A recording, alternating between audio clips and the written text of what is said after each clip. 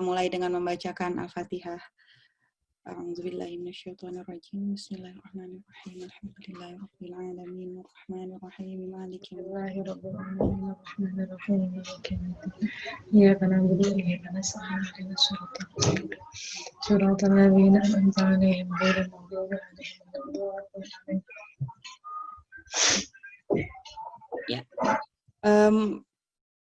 Mungkin langsung saja ya Teh ya. Waktu dan tempat dipersilahkan untuk Teh Azah. Silakan Teh. Assalamualaikum warahmatullahi wabarakatuh. Alhamdulillahirabbil alamin. Wassalatu wassalamu ala asyrafil anbiya'i wal mursalin sayyidina wa maulana Muhammadin wa ala alihi wa sahbihi ajma'in. Rabbi shrah li sadri wa yassir li amri wahlul 'uqdatam min lisani yafqahu qawli. Sebelumnya mari kita bertawassul terlebih dahulu ya. Apa makna tawassul ya? Kayak tadi Teh Lia misalkan baca Fatihah. Bedanya tawassul dengan baca Fatihah saja itu apa bedanya? Sedikit saya jelaskan arti dari tawassul ya.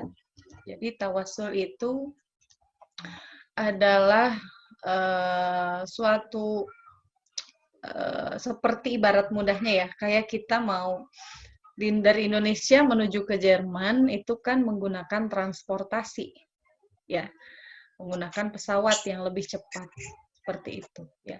Jadi kita menuju Allah, Allah itu dekat dengan kita, ya. Tapi masing-masing manusia itu memiliki kedekatan yang ada derajatnya, ya, derajat kedekatan dengan Allah. Nah, fungsi daripada tawassul itu adalah kita mengambil berkah daripada orang-orang yang kita tawasuli, ya orang-orang mulia, ya kita bertawassul atas kemuliaan beliau-beliau itu agar apa yang kita hajatkan itu cepat sampai. Seperti kita dari Indonesia mau ke Jerman, cepatnya itu pakai pesawat. Kalau jalan kaki kan bisa, ya, tapi harus butuh waktu berapa lama.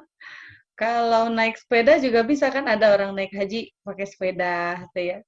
Ada juga naik mobil, itu kan bisa lewat pakai kapal feri, ya. Tapi lebih lama, sampai ke Mekah, ya. Ada yang pakai motor Harley, ada yang pakai sepeda tuh semua nyampe, tapi lama waktunya. Tapi yang dengan menggunakan pesawat itu lebih cepat sampainya menuju tujuan. Nah, begitulah tawassul, ya. Tawassul itu sebetulnya ada dalam Al-Qur'an, dijelaskan bahwa kita, dalam hadis juga ada, ya. Diceritakan bahwa pada suatu waktu itu ada 3 orang laki-laki yang terjebak dalam satu gua, ya, dalam satu lubang, yang mana lubang itu tertutup batu besar, ya. Mereka nggak akan bisa keluar kecuali ada orang yang bisa yang menggeser batu itu, ya.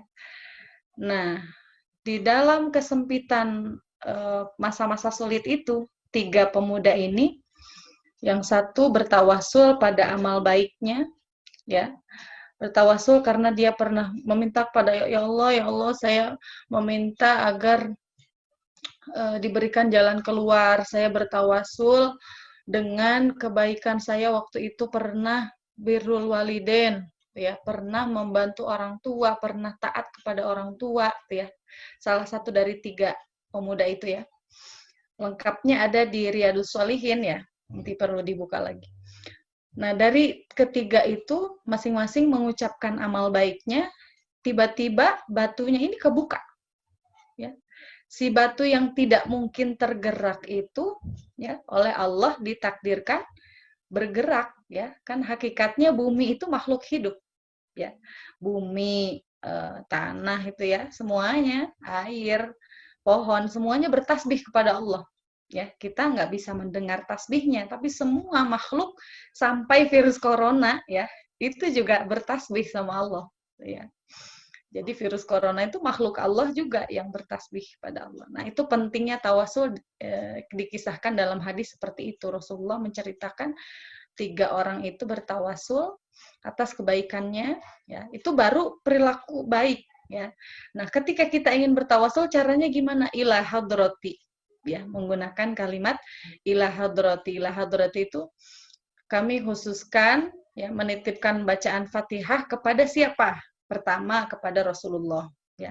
Itu khas dari Ahlus Sunnah wal Jamaah, itu bertawasul. Termasuk yang ada di Istighosah itu kan panjang tawasulnya, ya. Sampai Syekh Fakihil Muqaddam disebutkan wali-wali kutub, ya. Jadi wali itu ada derajatnya. Wali biasa, ada wali kutub. Wali kutub itu pemimpin dari wali-wali yang ada, ya. Sebutnya wali kutub. Nah, setiap zaman itu pasti ada wali kutubnya. Di Indonesia itu juga ada wali kutubnya. Ya, kadang walinya itu tuh seperti bukan orang yang mahir, bisa disebut kayak orang stres, sakit penyakit gitu, ya, sakit pikiran, penyakit pikiran, tapi itu majdzub, ya. Jadi ada wali yang akal pikirannya itu ditarik, beliau itu ya wali, ya. Nah, itu pentingnya bertawasul seperti itu. Pertama kepada Rasulullah, kemudian kepada sahabat, ya, tabi'ut tabi'in, kepada, untuk kita ini perlu, ya, bertawasul kepada wanita ummul mukminin, ya. Siapa ummul mukminin? Ya, Sayyidatuna Khadijatul Kubra wa Fatimah Zahra. Mau disebutkan semua boleh, Aisyah Ridho, semua disebutkan boleh, ya. Atau kalau mau dijamakkan langsung ila hadratin Nabil Mustafa Rasulullah sallallahu alaihi wasallam, Rasulillah sallallahu alaihi wasallam wa azwajihi, ya, dan kepada istri-istri beliau. Kalau mau kita sebutkan satu-satu boleh. Wa dzurriyyatihi, ya, dzurriyyatihi itu berarti kan putra putri beliau, tidak hanya Fatimah Zahra, ya, bisa Zainab, bisa Ruqayyah, bisa Ummu Kulsum, ya. Itu penting daripada tawasul. Setelah sahabat, tabi'ut tabi'in, kemudian kepada wa ila hadrati arba'atil mujtahidin, ya, 4 imam mujtahid kita, ya. Ila hadrati apa? Wa ila hadrati aimatil arba'atil mujtahidin, 4 imam mujtahid itu siapa? 4 imam mazhab kita, ya. Pertama imam mazhab Hanafi, Abu Hanifah, ya, Imam Syafi'i, ya, Imam Hambali, ya. Satu lagi mazhab Syafi'i, Hanafi, Maliki, nah, Imam Malik, ya, Imam Malik, ya, keempat mazhab itu. Nah, kemudian ada lagi kalimatnya ila arba'atil mujtahidin wa muqallidihim fiddin, dan yang mengikutinya, ya. Jadi para santrinya, pengikut-pengikut mujtahid tadi 4. Wa muqallidihim fiddin wa ila arwahi syuhada'i wassalihin, syuhada orang-orang yang mati syahid, seperti syuhada Uhud, ya, syuhada Badar, orang-orang yang meninggal di saat perang, disebutnya mati syahid, ya. Syahid itu kan ada yang disebabkan perang, ada yang disebabkan macam-macam, ya. Termasuk patah hati, tuh, ya, tapi nggak diungkapkan perasaannya. Nggak ada satupun yang tahu perasaannya sampai dia meninggal, menahan perasaannya, itu dia meninggalnya mati syahid. Termasuk syuhada, gitu, ya. Syuhada iwassalihin, dan juga orang-orang soleh. Wal auliya, wali-wali, ya, penting daripada tawasul. Kalau ingin singkat, ya cukup ila hadratin Nabi Muhammadin sallallahu alaihi wasallam al-Fatihah, cukup seperti itu. Boleh disematkan niat ala hadhihin niyah wa likulli niyatin shalihah wa ila hadratin Nabi Muhammadin sallallahu alaihi wasallam al-Fatihah. Seperti itu. Jadi Fatihahnya kita ini dititipkan di pesawat, tuh, ya. Ibaratnya seperti itu. Fatihah kita dititipkan di pesawat agar cepat sampai, agar cepat diijabah. Karena sejatinya para wali itu tidak meninggal, tidak wafat. Yang wafat itu hanya jasadnya saja, ya. Para kekasih Allah, ya, itu tidak mati, ya. Rohnya itu ada, ya. Ketika kita ziarah ke makam Rasulullah, ya, amin. Ketika kita ziarah ke makam Rasulullah, itu Rasulullah hadir di sana, tahu siapa yang datang ke sana, ya, gitu. Orang-orang soleh itu sejatinya yang dikubur itu hanya jasadnya saja. Ruhnya itu tetap bisa mendoakan orang-orang yang, makanya ada ziarah ya. Ziarah itu kan bukan kita meminta ke yang dikubur ya. Sering salah pahamnya itu kan, gak boleh ziarah kubur, haram. Kenapa? Karena menyembah. Oh salah, kita menyembah Allah. Tetap kita yang kita sembah adalah Allah. Terus apa arti dari ziarah kubur? Kita menziarahi orang-orang soleh. Kita melihat kuburan, akhirnya kita mengingat mati. Orang yang mau mengingat mati, maka hatinya itu akan hidup. Ya, ketika ada orang disebutkan kematian dan dia takut, nggak mau mendengar kematian sama sekali, sejatinya hatinya itu mati. Ya. Jadi bagaimana cara menghidupkan hati kita? Justru dengan mengingat kematian. Dengan ziarah kubur, akhirnya kita tahu, ya rumah kita nanti bakalan seperti ini. Dengan satu petak kecil seperti itu. Akhirnya menjadi hidup hati kita, oh ya kita harus giat lagi ibadah. Itu penting daripada ziarah kubur, ya selain kita mengingat mati, tapi juga kita bertawasul. Ya, tawasul itu sekali lagi bukan menyembah yang dikubur, tapi kita meminta keberkahan. Ya, ya Allah, kami bertawasul dengan keberkahan, dengan kemuliaan makhlukmu ini, ya entah itu waliullah siapa atau langsung Rasulullah atau sahabat-sahabat. Kenapa kok di Saudi itu ketat ya? Kalau ada orang yang ziarah langsung dilarang. Nggak boleh. Karena yang menguasai di Saudi itu paham yang paham yang berbeda justru. Ya. Jadi Saudi itu dulu sempat berjaya dengan Ahlus Sunnah wal Jamaah, kemudian kalah perang, dikuasai dengan paham-paham orang-orang yang kita kenal dengan istilahnya Wahabi. Ya, Wahabi itu kalau bukan yang nggak sepaham dengan mereka disebut kafir.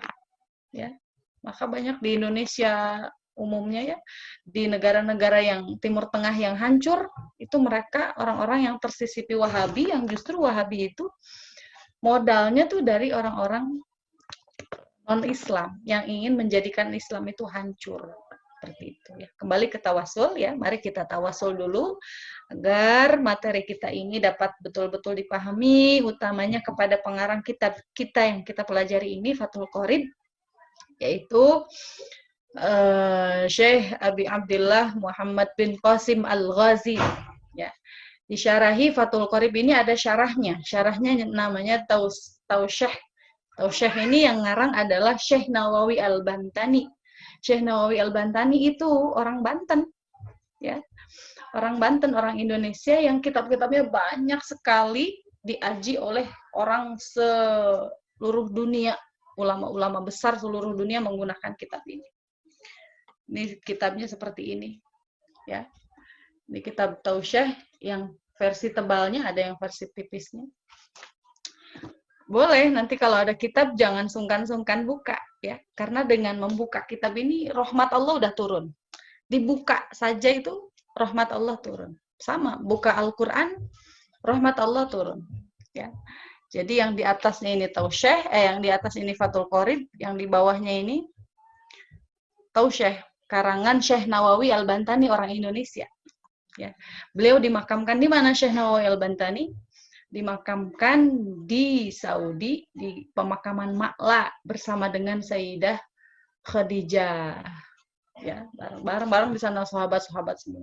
Ya, kita sebagai warga Indonesia patut berbangga diri, mencontoh kepada beliau-beliau bahwa bangsa Indonesia juga bahkan sekarang ini banyak orang yang justru belajarnya itu ke Indonesia tentang Islam. Ya, jadi perlu bersyukur banyak ulama-ulama yang lahir dari Indonesia dan digunakan di seluruh dunia, kitab-kitab karangannya. Ya. Ila hadratin Nabi Muhammad sallallahu alaihi wasallam, thumma ila hadrati abaihi wa ummahatihi wa ikhwanihi minan nabiyyin wal mursalin wa ali kullin wa ashabi kullin ajma'in wa tabi'ina wa tabi'in tabi'ina lahum bi ihsanin ila yaumiddin. Wa ila khususan khassa ila mu'allif hadzal kitab Syekh Abi Abdullah Muhammad bin Qasim Al-Ghazi wa ila Syekh Nawawi Al-Bantani. Al-Fatihah. A'udzu billahi minasyaitonir rajim. Bismillahirrahmanirrahim. Alhamdulillahi rabbil alamin. Arrahmanir rahim. Maliki yaumiddin. Iyyaka na'budu wa iyyaka nasta'in. Ihdinas siratal mustaqim. Siratal ladzina an'amta 'alaihim ghairil maghdubi 'alaihim waladdallin. Rabbighfir lana wa liwalidayna amin. Insyaallah yang hari ini dibahas adalah tayamum.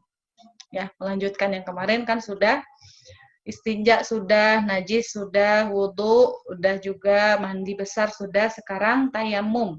Ya. Faslun fit tayamum. Ya, tayamum itu apa? At-tayammumu lughatan, secara bahasa tayamum itu artinya menyengaja. Ya, secara bahasa ya. Jadi dari lafaz tayammama, tayammum itu artinya al-qasdu. Al-qasdu itu memiliki niat, memiliki apa? Kehendak ya. Wa syar'an, sedangkan tayamum secara istilah syariatnya itu apa? Isalu turabin tohurin lil wajhi wal yadaini badalan an wudu'in au ghuslin au ghasli udwin bi syara'ita makhsusatin. Ya, secara syariat tayamum itu adalah menggunakan debu ya.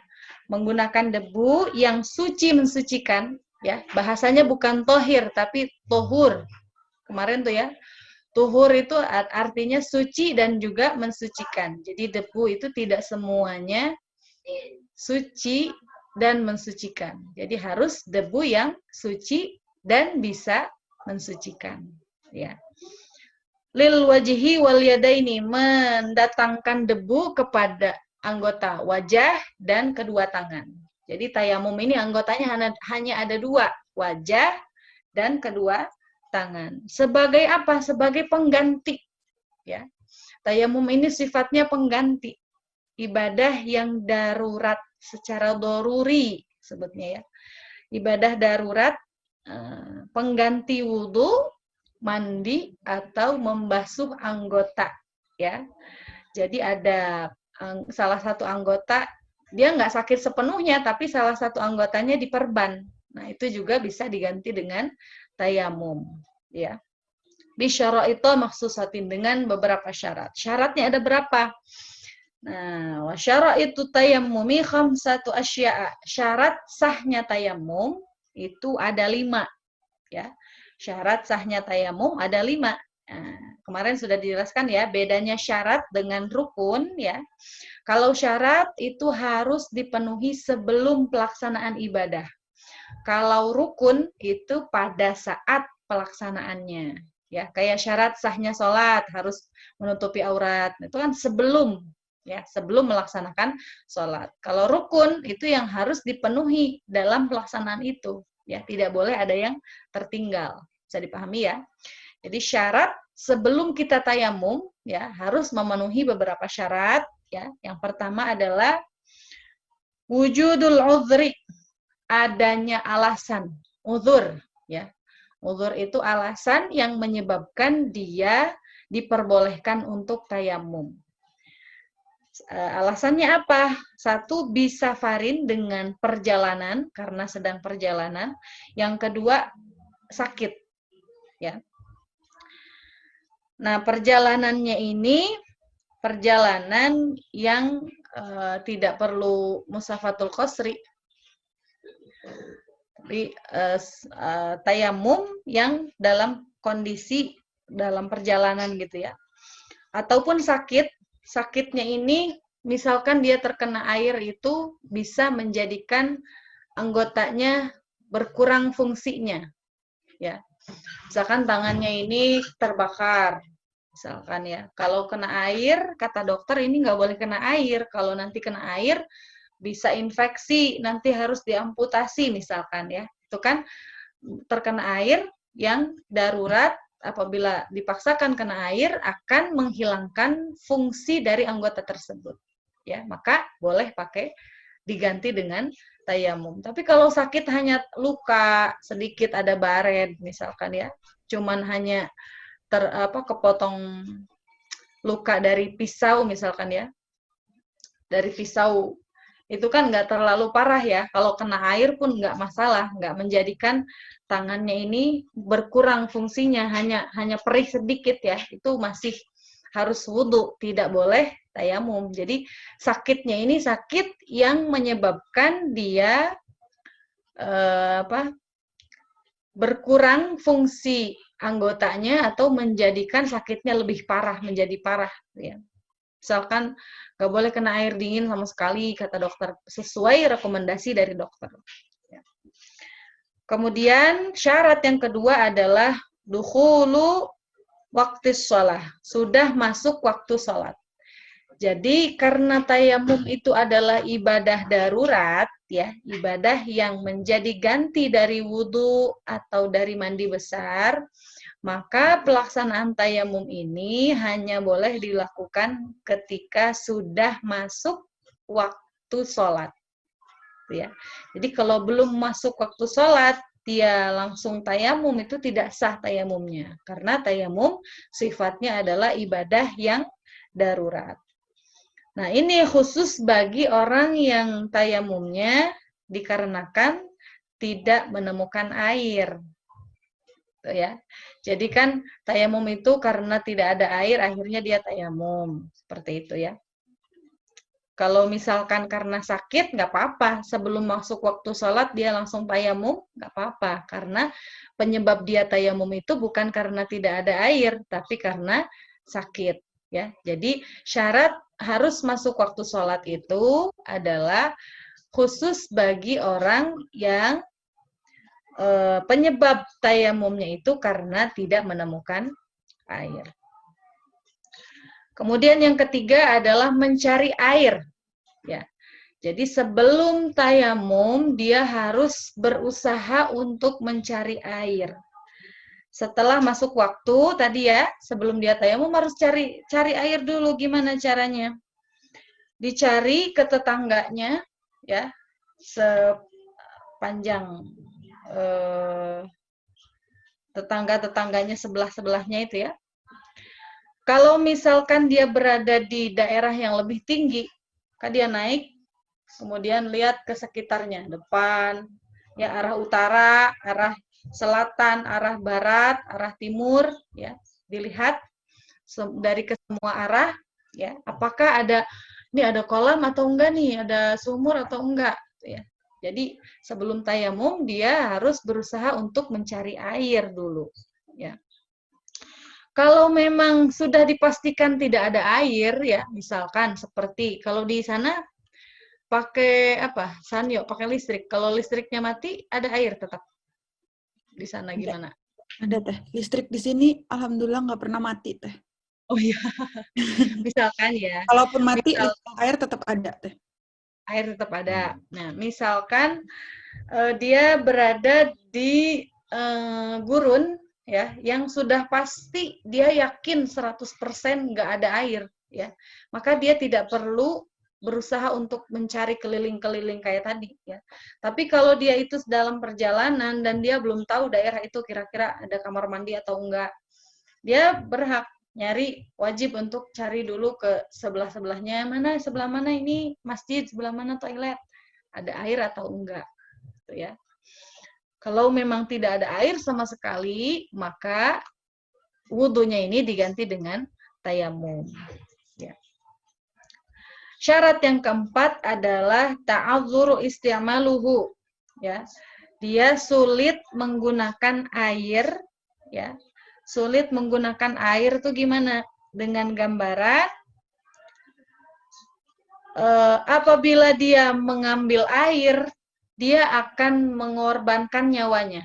Jadi misalkan dia berada dalam satu ruangan, di luar itu ada pencuri, ya. Misalkan dia di rumah, kondisinya jamnya jam sholat, misalkan waktu maghrib, waktunya kan sempit.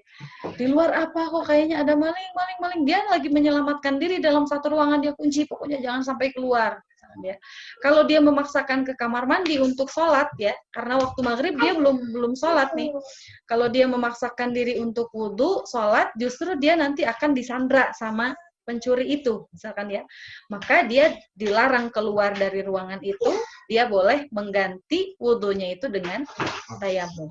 Bisa dipahami ya? Jadi dia ini ada air, di sekelilingnya tuh ada air. Terus juga dalam kondisi sehat, tidak sedang sakit, anggota tubuhnya nggak ada yang sakit sama sekali. Tapi dia di posisi sekelilingnya ini membahayakan, entah itu dirinya ataupun hartanya. Ya, jadi dia misalkan harus menjaga brankas yang ada di kantor. Kalau dia keluar, brankas itu nanti akan diambil orang lain, sedangkan dia posisinya belum sholat. Ya, maka dia diperbolehkan mengganti wudhunya ini dengan tayamum. Bisa dipahami ya? Kemudian yang kelima adalah menggunakan debu yang suci. Ya. Jadi 5 syaratnya adalah yang pertama tadi, direkap ulang ya. Yang pertama adalah adanya alasan dengan sebab perjalanan ataupun sakit, ya. Kemudian yang kedua, telah masuk waktu sholat. Yang ketiga, sudah mencari air, ya, sudah berusaha untuk mencari air. Yang keempat, tidak mungkin menggunakan air, ya, kesulitan menggunakan air karena akan membahayakan diri sendiri ataupun hartanya, ya, membahayakan badannya, tubuhnya ataupun hartanya.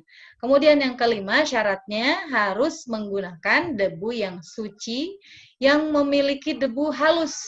Ya, jadi turobnya ini nggak turob yang sembarangan. Debunya yang digunakan adalah debu yang suci, yang lahu ghubarun. Debunya itu ketika ditiup nih ada, misalkan tanah, kita ambil tanah, ketika ditiup itu ada debu yang berterbangan. Ya, baik itu tanah, pasir, ya, asalkan dia mengandung ghubar, mengandung debu yang halus. Ketika ditiup, ketika terkena angin tuh ada debu halusnya, itu sah untuk digunakan tayamum. Kalau misalkan itu murni dari debu, misalkan dari tembok gini ya, ketika dipegang gini ternyata bukan debu tapi bekas cat, ya, maka itu tidak sah. Kan ada ya cat yang kalau dipegang gini nih dia luntur. Putih ikut putih, hijau ikut hijau. Nah, itu bukan debu ya, tapi cat ya, yang mana kategorinya masuk ke tepung, seperti tepung ya. Nggak sah tayamum menggunakan tepung. Jadi yang sah itu menggunakan tanah, pasir ya, ataupun segala macam lapisan bumi ya. Jadi yang dimaksud turob di sini itu adalah tobaqatul ardi. Tobaqatul ardi itu lapisan bumi ya. Entah itu dari bentuknya misalkan tanah liat yang udah kering tapi ketika dipegang gini ada debu halusnya ya. Itu sah.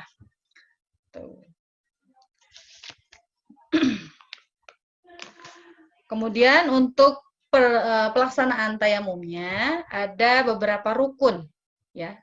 Bisa dipahami tadi ya yang 5 syarat tadi ya. Untuk rukun-rukun tayamum atau fardu-fardu dalam pelaksanaan tayamum itu ada 4 ya. Kalau fardu wudhu kemarin ada 6. Kalau fardu tayamum ada 4. Yang pertama adalah niat. Ya. Niatnya gimana? Nawaitu tayammuma fardhal lillahi ta'ala. Ya. Boleh ditambah badalan ya sebagai pengganti dari apa? Misalkan ya dari wudhu, sebagai pengganti dari mandi, misalkan ya. Atau sebagai pengganti dari anggota tubuh yang sehat. Kemudian yang kedua adalah mengusap wajah.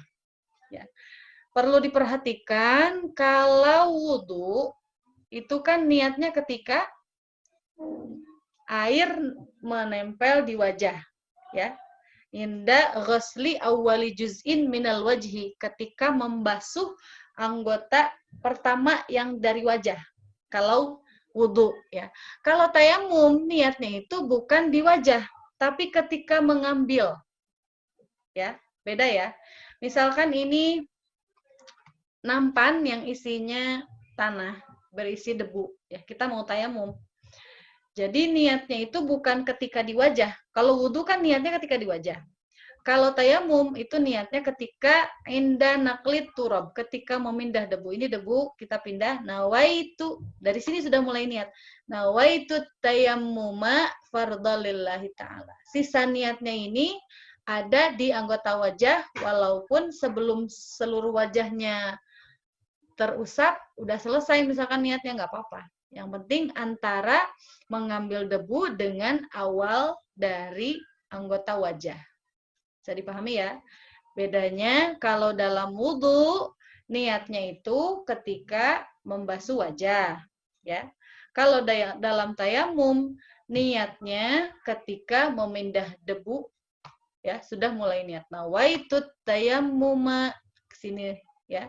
Fardhalillahi ta'ala, semua seperti akan mengusap membasuh wajah, sini sela-selanya ini, sini ya.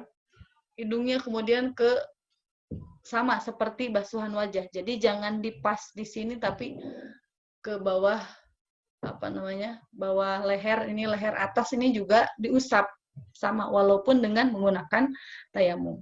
Ini juga jambangnya seperti sama, syaratnya seperti tayamum, seperti wudhu, ya.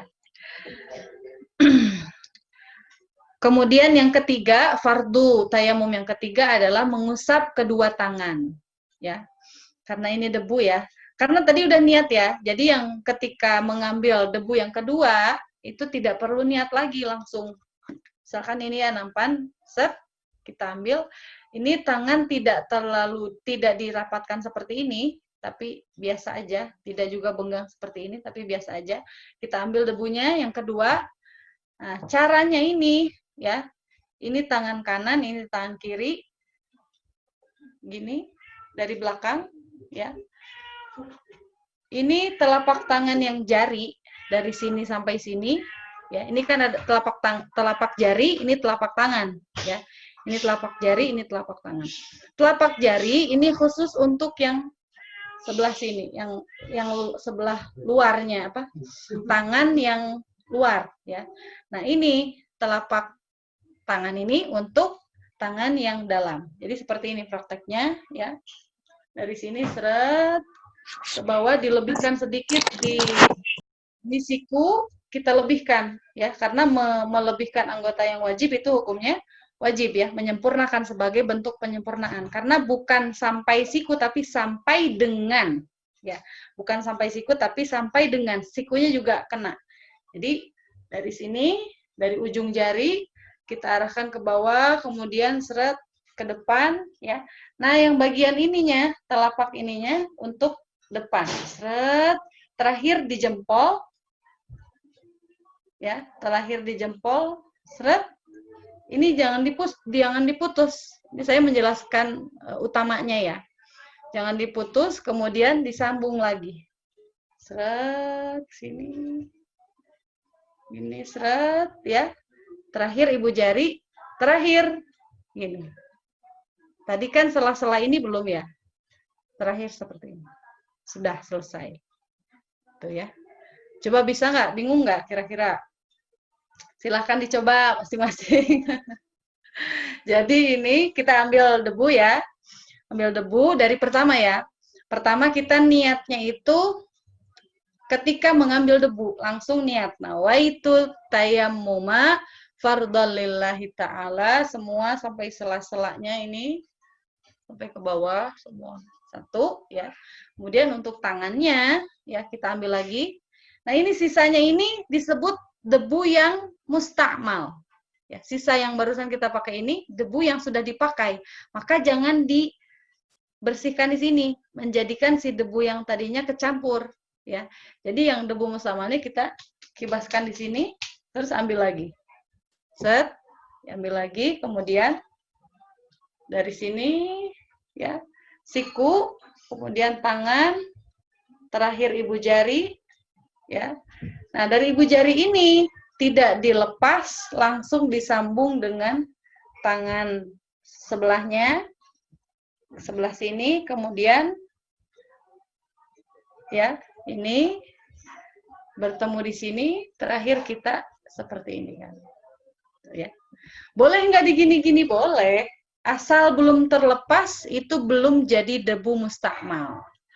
Jadi boleh, kita misalkan, aduh ragu-ragu nih gimana, nggak apa-apa gini-gini. Ya, saya barusan menjelaskan yang utamanya seperti itu.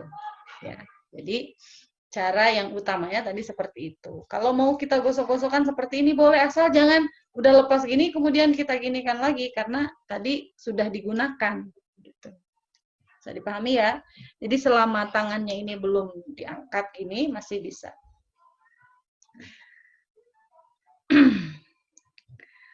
Syarat yang keempat adalah tertib.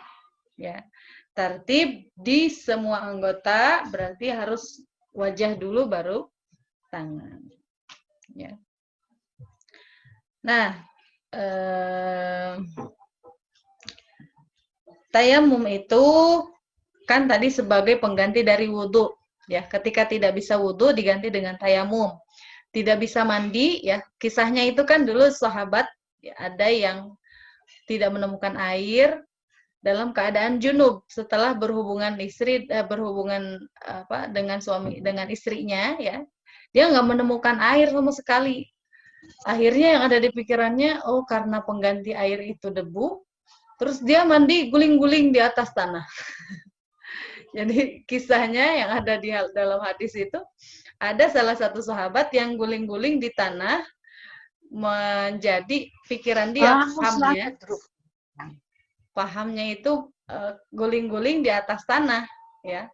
Kemudian tanya sama Rasulullah, ya Rasul, saya tadi junub, terus gak ada air, akhirnya saya guling-guling di atas tanah, gimana? Rasulullah kaget dan tersenyum, ya. Jadi kalau nggak ada air, mau mandi cukup dengan tayamum, gitu. Ya, bukan berarti debunya itu harus diratakan ke seluruh tubuh, ya, walaupun itu adalah mandi besar. Jadi ketika mandi besar pun bisa diganti dengan tayamum. Yang ditayamumi apa? Hanya 2 tadi kan, ya. Fardunya tayamum ada 4, niat, mengusap wajah, mengusap kedua tangan, yang keempat tertib. Hanya segitu saja. Ya. Jadi walaupun itu mandi besar.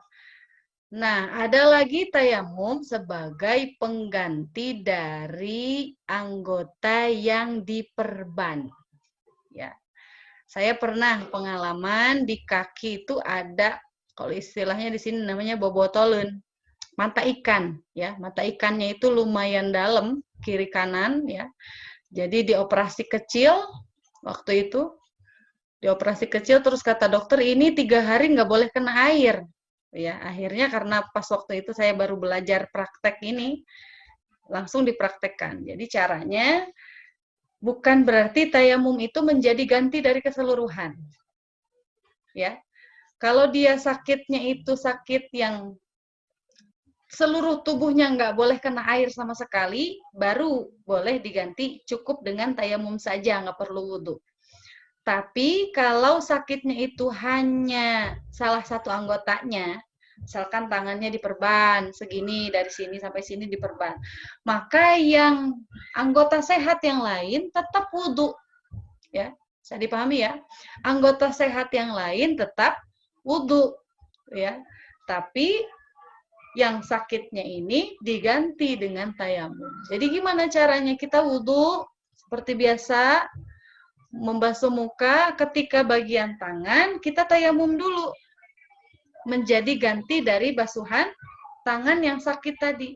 Yang sehatnya, misalkan yang sakitnya itu hanya telapak tangannya, perbannya di telapak tangan, berarti mulai dari pergelangan tangan sampai ke sikunya ini kita basuh dengan air, ya.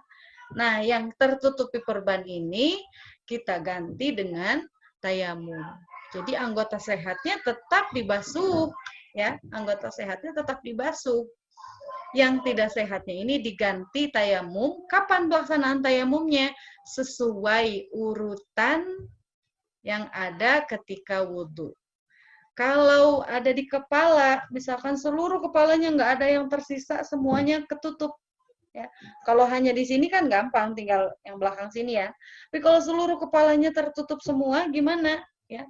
Mukanya dibasuh, wajah, kemudian tangan, ya. Nah, ketika bagian kepala, dia tayamum dulu. Setelah tayamum menggantikan kepala ini, kemudian dilanjut basuh kaki. Gitu ya. Jadi sesuai tayamumnya ini berada di anggota yang sesuai dengan urutan wudhu. Ya. Wallahu a'lam bishawab. Silakan yang mau nanya. Lumayan ini materinya. Ya. Terima kasih Teh Aza untuk materinya. Mungkin tadi ada yang telat masuk, sedikit ringkasan mungkin ya Teh ya dari tema kita hari ini tentang tayamum. Tadi Teh Aza sudah menjelaskan dari awal tentang pengertian tayamum, kemudian syarat-syarat tayamum, rukun-rukun tayamum. Bagi tante-tante, mbak-mbak, ataupun teman-teman yang memiliki pertanyaan mengenai tayamum ataupun di luar tema tayamum, kami persilahkan. Silahkan. Assalamualaikum Ustazah. Waalaikumsalam. Saya Ida, saya Ida. mau tanya. Kalau kan saya punya penyakit 7 keliling tuh, tiba-tiba pas mau masuk maghrib 7 keliling saya kumat, terus saya nggak bisa berdiri, itu nggak bisa ambil wudhu. Terus apa saya bisa tayamum? Karena kalau berdiri itu kan pusing banget sampai kadang-kadang mata mesti ditutup. Nah, tapi saya mau sholat maghrib itu tayamum boleh nggak kayak gitu? Oh, iya. Tapi untuk cari debu masih bisa. Gimana? Dengar ceramah, nggak mesti nyari debu. Katanya misalnya apa yang dekat dengan kita, misalnya meja atau kursi atau tempat sesuatu yang bisa disentuh terus diusap ke tangan, ke muka, seperti yang tadi Ustazah bilang itu. Gimana? Kalau saya boleh memberi masukan ya, untuk debu ini ada syarat debunya ini tidak bercampur, ya. Dalam artian debu itu yakin suci karena syaratnya itu harus suci debunya. Kalau memang kita yakin itu debunya posisinya ada di atas rak misalkan ya, itu yakin suci, boleh kita gunakan. Tapi kalau di meja, siapa tahu kucing kencing mancur ke situ atau pas waktu ada darah misalkan ya, kita kan nggak tahu itu najis suci atau enggak, ya. Jadi perlu dipastikan juga bisa itu ya untuk sakit yang memang sama sekali tidak bisa bergerak, ya tidak mungkin untuk bergerak. Dalam artian kalau dipaksakan untuk menuju air, ya ini masuknya bukan bisa disakit juga bisa di syarat yang keempat itu ta'adzur. Jadi kesulitan untuk menuju air, ya. Jadi bukan sulit menggunakan air, tapi kesulitan menuju air karena pusing, ya, karena sakit. Nah, itu bisa menggunakan tayamum, tapi yaitu tayamum debunya ini harus dipastikan debu yang suci, ya. Boleh kita meminta tolong orang lain untuk mencarikan debu. Boleh juga yang penting menggunakan debunya itu debu yang suci. Kalau ngambil di kasur, kita kan nggak yakin apa itu kena ompol, apa itu kena bekas haid misalkan ya. Itu kan kita nggak tahu. Dan air liur ketika tidur itu najis loh ya. Jadi misalkan ada orang ngiler, bahasanya ngiler ya apa? Iler itu najis. Kenapa?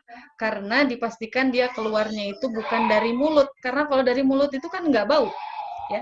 Jadi kalau posisi tidurnya itu duduk, kemudian keluar air liurnya itu suci. Tapi kalau posisi tidurnya itu si perutnya ini rata, gitu ya, itu dipastikan najis, ya. Maka kalau mengambil debu di kasur, saya rasa itu khawatir.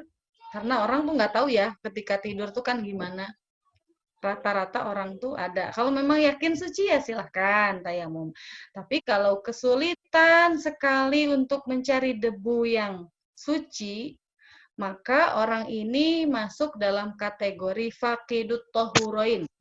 orang yang tidak menemukan dua alat bersuci. Menuju air sulit, ya, mencari debu yang suci pun sulit, ya, misalkan. Maka dia boleh Ya, Faqidut Tahurain ini dengan solusi sholatnya adalah sholat lihurmatil wakti. Ya, udah pernah saya jelaskan belum ya lihurmatil wakti? Lihurmatil wakti itu dia sholat dengan tujuan menghormati waktu. Ya. Jadi dia sholat dengan posisi yang dia bisa, menghadap ke arah yang dia bisa. Seperti kita lagi di kereta atau lagi di pesawat yang tujuannya perjalanannya panjang. Kalau kita nunggu wudhu, ya di kereta tuh kan nggak mungkin wudhu, nggak mungkin sholat madhab kiblat ya.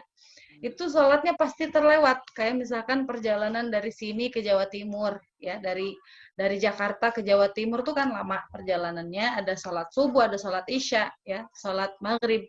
Nah maka sholatnya ini dilakukan dengan sholat lihormatil wakti. Begitupun orang yang sakit seperti di rumah sakit, ya. Orang yang lagi di rumah sakit itu kan nggak mungkin dia mau tayamum juga, kan ada selang, ya. Ada infusan di sini, nggak mungkin untuk tayamum. Jadi disebut dengan apa tadi? Faqidut tahurain, orang yang tidak bisa menemukan air, juga nggak bisa menuju air, tidak bisa menggunakan debu. Maka sholatnya ini dengan sholat lihormatil wakti. Jadi niatnya ditambahkan lihormatil wakti. Usolli fardhu zuhri arba'a raka'atin lihormatil wakti, ya. Ya. Berarti ada alillahi ta'ala. Jadi lihormatil waktinya itu dimasukkan. Nah, sholatnya ini Terus boleh tanya satu lagi. Ya. Gimana? Belum selesai. Sholatnya ini sebentar ya. Sholatnya ini harus disempurnakan karena dia tidak bersuci tadi ya. Dihormati waktu ini tidak bersuci sebelumnya, nggak wudhu juga nggak tayamum, maka ketika kondisi normal sudah sehat, dia perlu menyempurnakan sholatnya dengan niat qodhoan. Ya. Orang yang sholat lihormatil waktu ini nggak terhitung meninggalkan sholat, nggak, ya. Dia tetap dapat pahala sholat pada waktunya, tidak seperti orang yang meninggalkan sholat dengan sengaja, dosa. Ya. Tapi ketika sudah keadaan normal, karena dia sholatnya itu tanpa bersuci, ya, maka sholatnya ini perlu disempurnakan, diulangi dengan niat adaannya itu diganti dengan qodhoan. Ya. Oh, ya. Nah, gimana? Ya, terima kasih. Kalau satu lagi, kalau seandainya lagi masih ada hadas besar, belum sempat hadas besar, apa juga gimana menurut Ustazah, apa nanti sholatnya digabung aja, qodho sekalian di isya, atau bisa juga hadas besarnya sekalian tayamum? Iya, dalam kondisi sakit, kemudian dalam keadaan hadas besar, gitu. Iya, betul. Suci dari haid ataupun jinabat, misalkan ya, dalam keadaan junub, tapi kambuh sakitnya, dia tidak mungkin untuk mandi, ya, dan tidak dibuat-buat, memang sakit, ya, tidak bisa dipaksakan sama sekali, maka dia boleh mengganti mandinya itu dengan tayamum. Seperti itu, bisa, ya, tayamum menjadi ganti dari mandi. Ya, ya. Terima kasih Ustazah. Assalamualaikum. Sama-sama. Pertanyaan berikutnya mungkin? Ya, boleh saya tanya. Assalamualaikum Teh Azah. Saya Eni. Waalaikumsalam. Ya, Ibu. Ya, maaf. Bagaimana dengan di pesawat? Walaupun itu ada air, tapi kan itu airnya terbatas. Apa boleh kita bertayamum, Teh Azah? Di pesawat itu kan airnya terbatas. Kalau kita maksakan wudhu itu biasanya pakai selang yang airnya kan malah nanti kemana-mana jadi najis ya. Selangnya tuh kan lumayan kencang airnya ya. Atau pakai keran nanti masyakat lah ya. Sama seperti tadi, bisa dengan lihurmatil wakti. ya. Kalau solusi saya di Oke. kendaraan itu kita nggak pernah tahu ya, karena itu bekas orang lain, ya. Kendaraan umum itu kan kereta, pesawat, itu kan kendaraan yang digunakan oleh orang banyak. Kita nggak tahu pasti itu yakin sucinya atau enggak. Jadi, dan juga kalau mau tayamum di pesawat, itu kan ruangannya ber-AC. Kalau AC itu kan menyedot debu, ya. Kira-kira ada debunya atau enggak? Menurut saya enggak ada.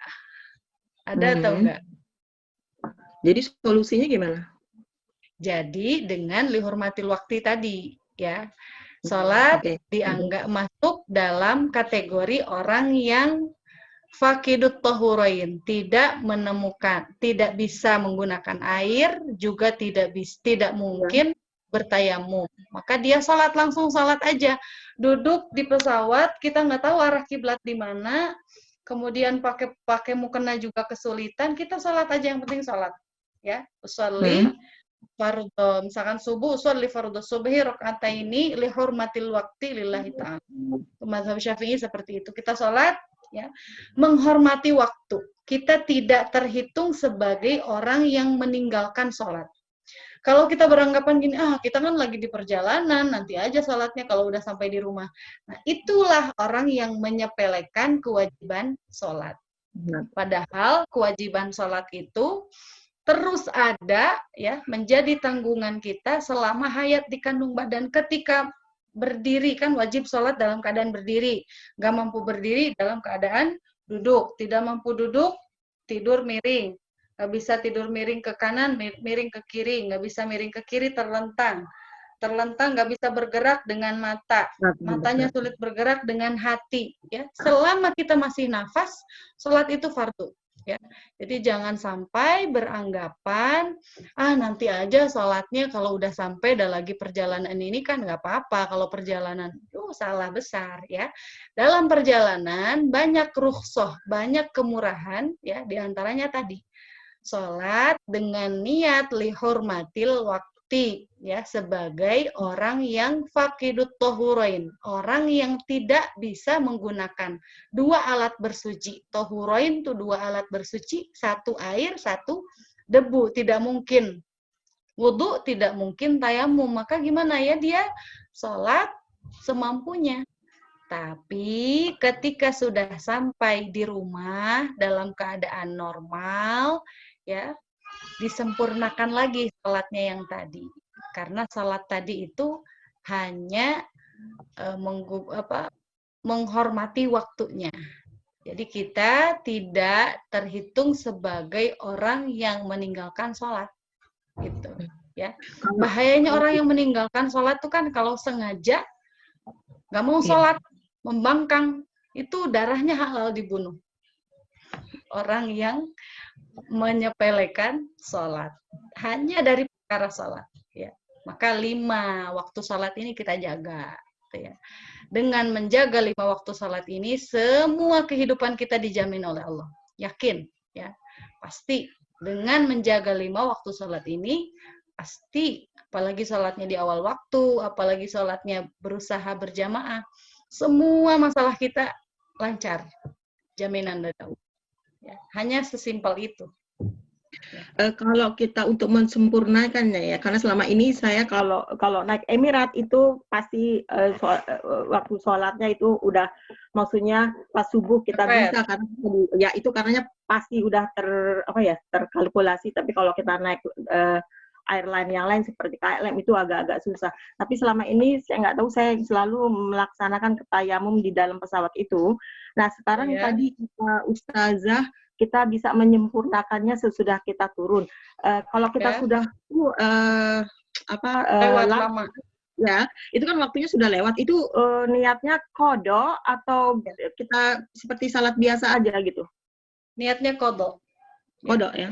Jadi termasuk saya dulu pernah ketika sebelum tahu hukum-hukum tuh, ya, saya nggak tahu kalau keputihan itu najis, jadi sembarangan aja sholat, tuh, ya. Jadi sholat-sholat yang saya lakukan dulu itu saya qadha. Jadi ketika kita tahu hukumnya, kita qadha.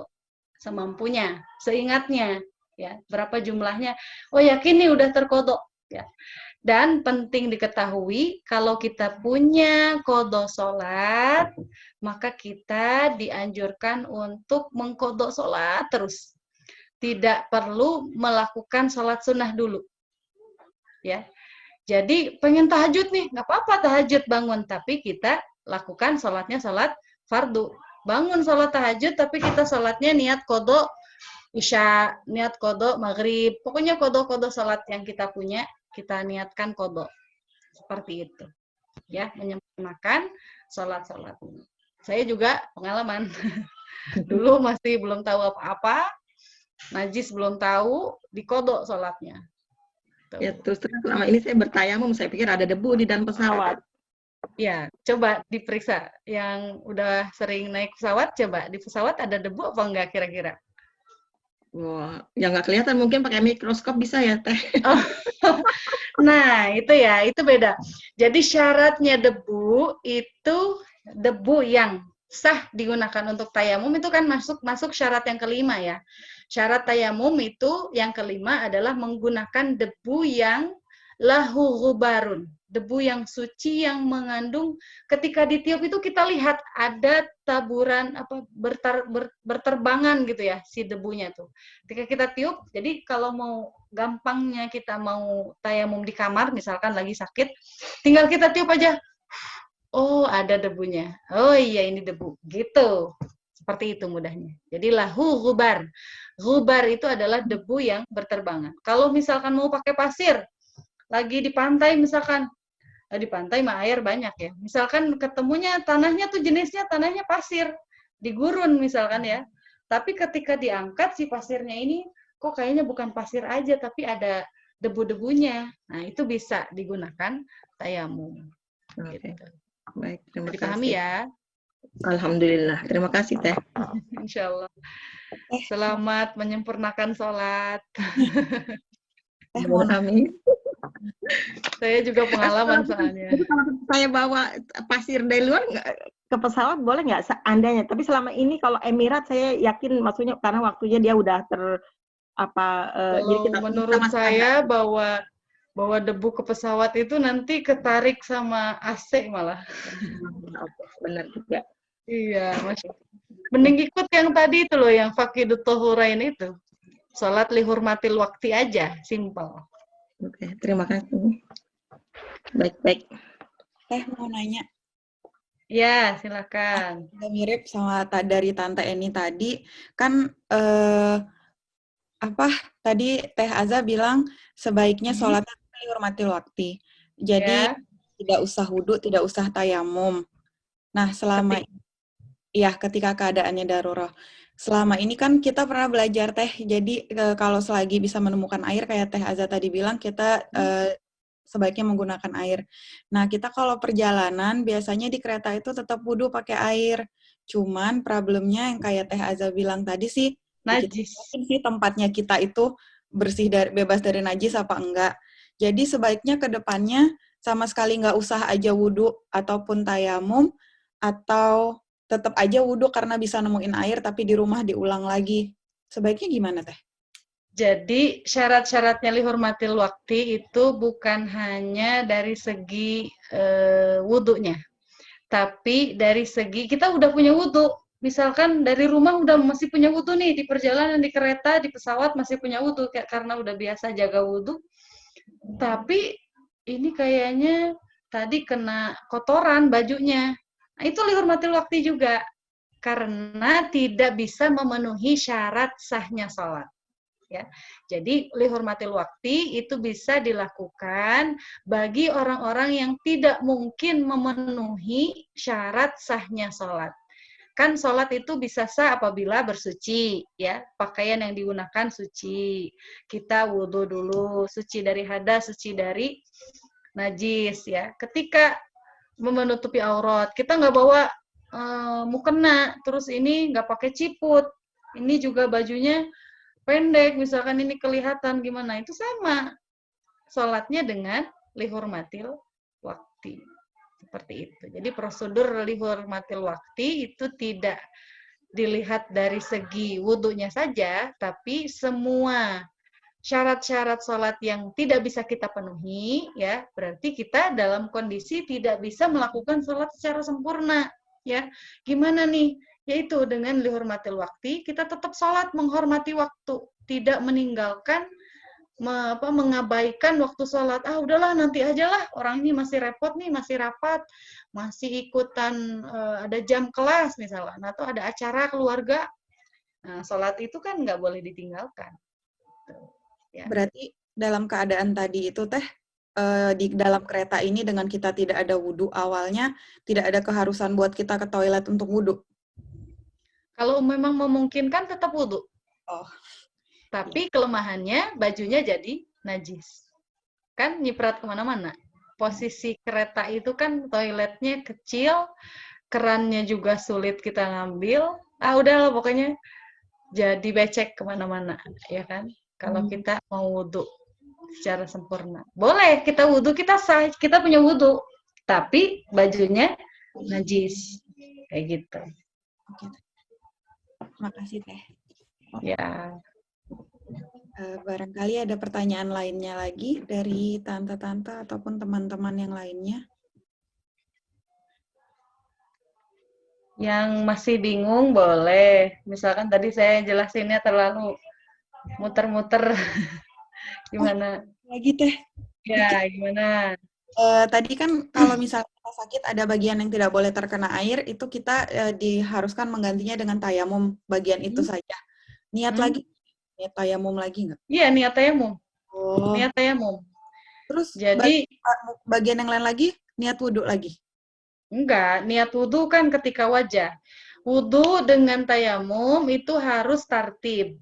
Ya, harus berurutan. Jadi kalau lukanya di tangan, berarti tayamumnya ketika pas bagian basuhan tangan. Gitu. Jangan tayamum dulu baru wudhu. Kan nggak runtut ya. Jadi kalau misalkan perbannya ada di kaki, misalkan ya, berarti karena kaki itu terakhir, ya berarti tayamumnya terakhir.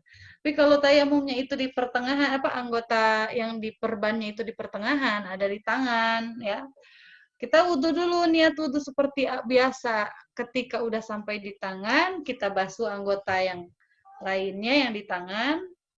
Nah, yang terperban ini jangan dibasuh, tapi kita ganti dengan tayamum. Niatnya nawaitu tayamuma fardholillahi ta'ala, bisa pakai bahasa Indonesia juga. Saya niat tayamum menggantikan tangan. Fardu karena Allah Ta'ala bisa. Menggantikan kepala, menggantikan apa bisa. Makasih Teh Azah. Ya. Ada lagi pertanyaan yang lainnya? Silahkan. Kalau tidak ada, insya Allah kajian kita tutup. Ya, siap. Sekarang. Kayaknya nggak ada, untuk sekarang ini belum ada pertanyaan lagi ya Teh ya? Ya.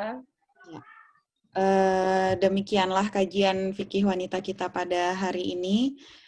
Untuk pertemuan minggu berikutnya, insya Allah mungkin balik ke hari Sabtu lagi, tapi untuk pemberitahuan lebih lanjutnya insya Allah bakal kami umumkan, baik itu di WA grup KMIB ataupun di grup Skype kita yang lama.